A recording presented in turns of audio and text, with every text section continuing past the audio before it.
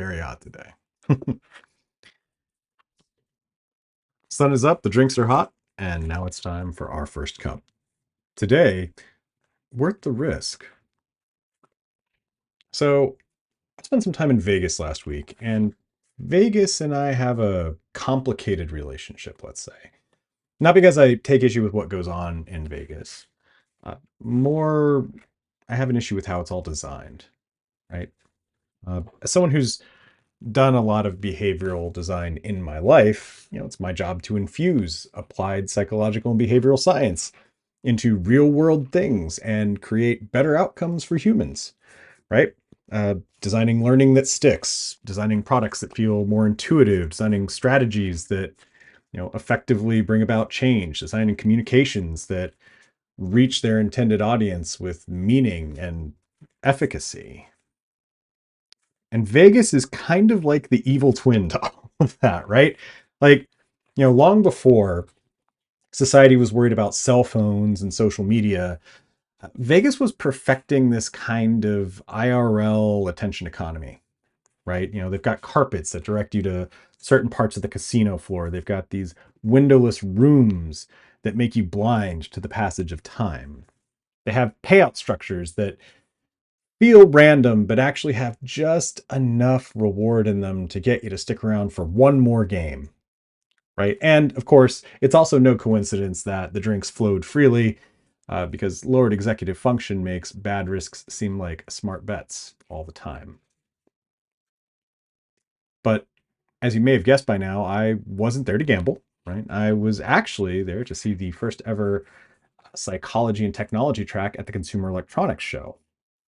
The track was hosted by the American Psychological Association, and they graciously provided me a ticket. So, quick shout out to Dennis and his team. Thank you very much.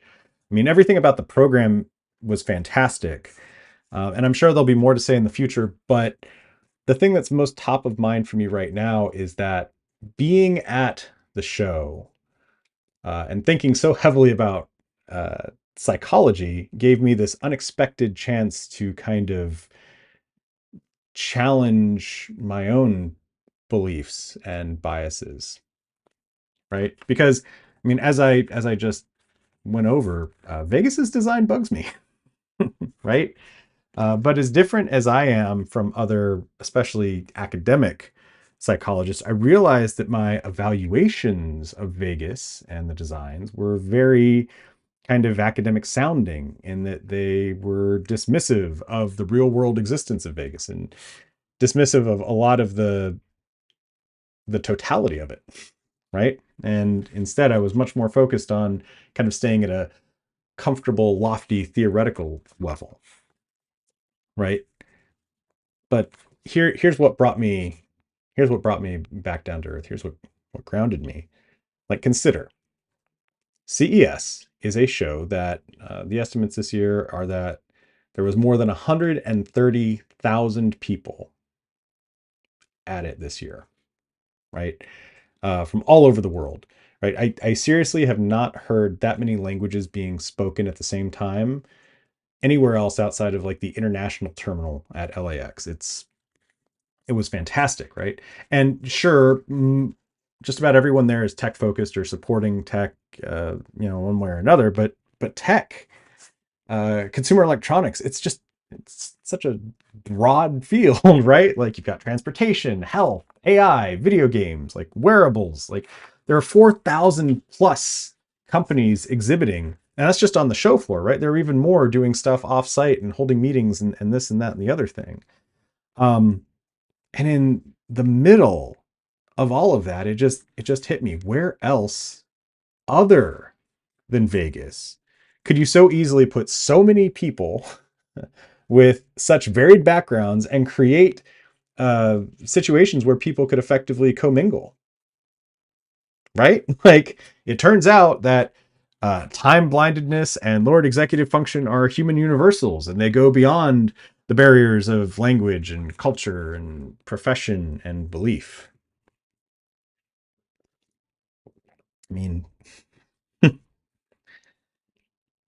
know, like at this show, right? Just to give you an example of the variety of people that I met, I met one guy who is from Nebraska. He's a retiree, but he writes for a ham radio magazine, right? And goes around the country teaching people about ham radio. And I met a team from a French financial tech startup who's focused on using behavioral science to help get people to make better decisions, right? I met a German national who was first trained as a mechanical engineer and then as a PhD psychologist, right? There's just this this broad spectrum, right? And as someone who is focused on the universality of psychology, of the universality of the application of psychology, right? I'd never really actually seen this kind of expression, this positive expression of that value in Vegas until this last week. And I'm thankful for that, right? Because something that I preach uh, to clients, collaborators, my academic cousins is that we must not fear challenging our beliefs about the world and our beliefs about how people within it work, right? Because those things are so often invisibly tied to the contexts in which we choose to experience them in, right? Um, and to be clear, like a challenge doesn't mean that we have to throw everything out. Like everything that I said about Vegas being the predecessor and the perfecter of the attention economy, that all still stands, right? But as CES showed me, I was missing out on the contexts, on some contexts of Sin City that are, far from uh, ignoble, right?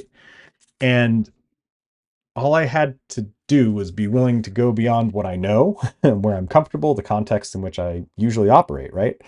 Um, one of those moments where I was able to practice really putting comfort aside and letting my curiosity guide. And oh, that's so damn cool. Like, um, it's so exciting to be able to do that and to like watch myself in real time, right? I really enjoy helping others doing that, but seeing it in myself, mm, I'm ever so thankful for the ability to challenge myself and to change. And I know that uh for a number of you, doing so sounds risky. And to be honest, it is, right? Because if you do this well, if you do this honestly, there's a vulnerability that these kinds of challenges create, right? You might not return the same as the were, and in fact, you probably won't. But that's okay because you're still fundamentally going to be you.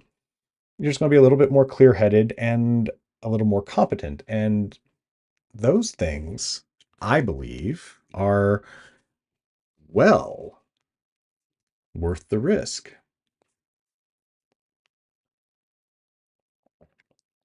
Mm. Now, no matter what you've heard or what I've said, remember, death comes for us all, and a closed mouth never gets fed. I'll talk to you soon.